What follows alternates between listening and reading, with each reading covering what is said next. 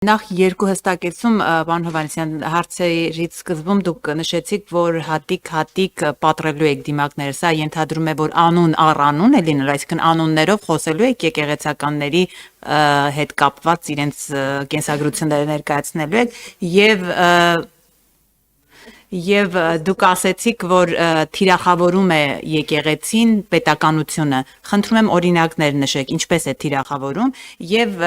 հիմնական հարցս նաեւ էլի ձեր խոսքից է գալիս, դուք ասում եք մենք ոչ մի կերպ չենք տրվելու սադրանքների, միչեւ որ փուլը չենք տրվելու, այսինքն ինչ պետք է լինի, որ խախտվի այդ չտրվելը։ Անունների մասով կգա ժամանակը դուք կտեսնեք թող ավելի հետաքրքիր լինի այդպես, բնականաբար խոսքը չի գնում օդի մեջ հայտարարությունների մասին, խոսքը գնում է շատ կոնկրետ իրավիճակների, շատ կոնկրետ մարդկանց մասին, որոնց դիմակը պետքա պատռել։ Եվ վերջ։ Իրան ժամանակը ավարտվել է, իրան ժամանակն ավարտվել է շատ վաղուց։ Ինչ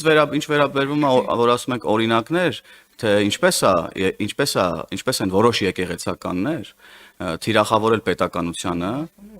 մարդիկ քաղաքական հայտարարություններ են անում, մտեք այդ եկեղեցականների Facebook-յան էջերը մի հատ, այն Բագրատի լայվերը միացրեք նայեք, չեք ծանոթ եք դուք Բագրատին,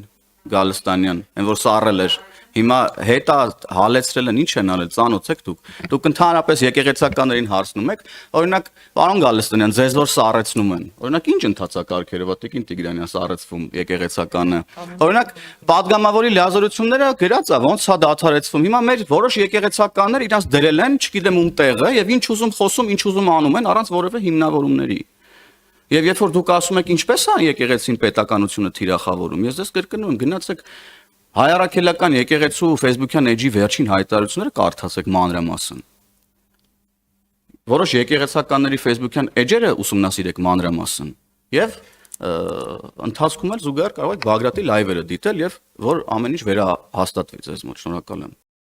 Չմոռանաք հավանել տեսանյութը եւ բաժանորդագրվել Civic AM-ի YouTube-յան էջին։